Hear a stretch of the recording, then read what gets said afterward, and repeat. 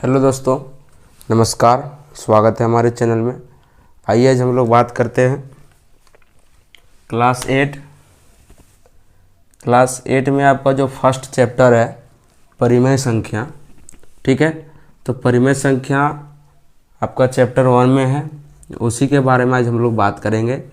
इसका जो basic introduction है इसको एक भाग में देखेंगे हम लोग, दूसरा भाग में इससे संबंधित प्रश्न देखेंगे जो प्रश्नावली में आपका प्रश्न दिया गया है। ठीक है, तो हम लोग देखते हैं। फर्स्ट ऑफ ऑल सबसे पहले इसमें है प्राकृतिक संख्या, जिसको हम लोग बोलते हैं नेचुरल नंबर। नेचुरल नंबर किसे बोलते हैं, तो आइए हम लोग परिभाषा के माध्यम से देखते हैं। तो प्राकृतिक संख्या वे सभी संख्या जिसको हम लोग गणना कर सकते हैं, जैसे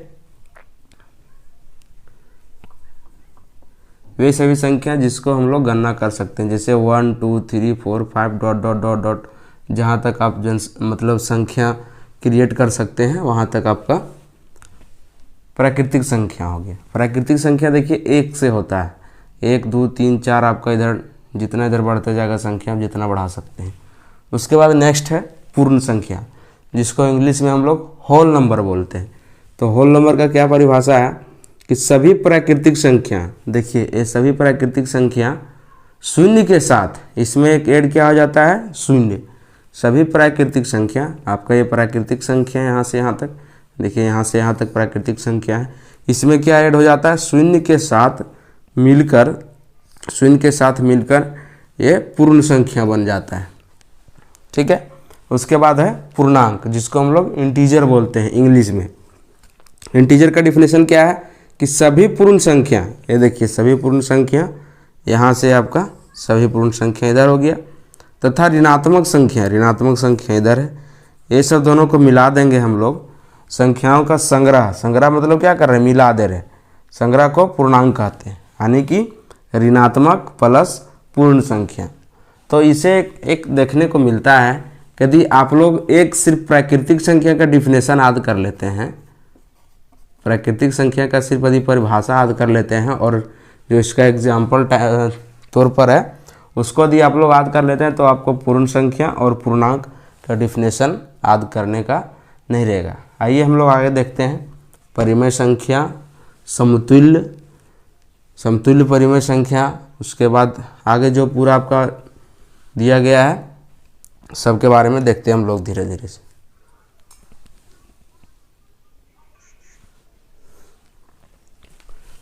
तो अब आगे आपका है परिमेय संख्या और समतुल्य परिमेय संख्या, इस सब के बारे में हम लोग जानते हैं। परिमेय संख्या क्या है कि ऐसी संख्या जिन्हें p/q के रूप में व्यक्त किया जा सकता है। देखिए ऐसी संख्या जिन्हें p/q के रूप में व्यक्त किया जा सकता है, जहाँ p तथा q पूर्णांक है, ये भी आपका पूर्णांक है, ये भी आपका पूर्णांक है, लेकिन इसमें जो है q बराबर नॉट इक्वल टू 0, q आपका नीचे है, यानी कि यहाँ आपका कभी 0 नहीं आना चाहिए, तो ही आपका परिमेय संख्या कहलाएगा। फॉर एन एग्जाम्पल देखिए, 2/5 एक परिमेय संख्या है, -2/3 एक परिमेय संख्या है, 4/5 एक परिमेय संख्या है। अब इसी में एक आता है धनात्मक परिमेय संख्या और ऋणात्मक परिमेय संख्या। ठीक है, तो देखिए धनात्मक हो जाएगा आपका ये, इसमें पॉजिटिव साइन है तो ये धनात्मक परिमेय संख्या हो गया, इसमें नेगेटिव साइन है तो ये आपका ऋणात्मक परिमेय संख्या हो गया, इसमें पॉजिटिव साइन है तो ये आपका धनात्मक परिमेय संख्या हो जाएगा। उसके बाद है समतुल्य परिमेय संख्या, इससे रिलेटेड आपका प्रश्नावली में क्वेश्चन भी है। क्या है समतुल्य परिमेय संख्या, आइए हम लोग इसको डिफिनेशन के अनुसार से देखते हैं। एक परिमेय के अंश और हर को एक ही शून्योत्तर पूर्णांक से गुणा करने या भाग देने पर दी हुई परिमेय संख्या के समतुल्य एक अन्य परिमेय संख्या प्राप्त होता है। तो हम लोग जब लिखते हैं यहाँ पर x/y, तो ये आपका अंश होता है और ये आपका हर होता है। ठीक है, तो डिफिनेशन में क्या बोल रहा है कि एक परिमेय संख्या को हम लोग x व y के ही रूप में लिखते हैं, या तो अंश व हर के रूप में लिखते हैं। एक परिमेय के अंश और हर को एक ही शून्योत्तर से, यानी कि देखिए यहाँ हम लोग एग्जाम्पल लिए, ठीक है, ये आपका क्वेश्चन है -2/3, तो एक ही शून्योत्तर, आप जो डिजिट लीजिएगा या तो यहाँ पर गुना कीजिए या तो यहाँ पर भागा कीजिए, मतलब दोनों के साथ ही करना है, अंश के साथ भी और हर के साथ भी।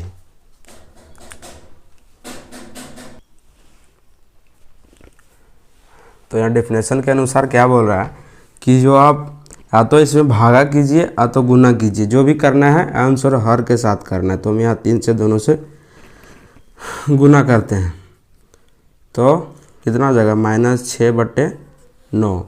तो इसका जो समतुल्य है ये निकला, ठीक है, तो ये आपका आंसर हो जाएगा।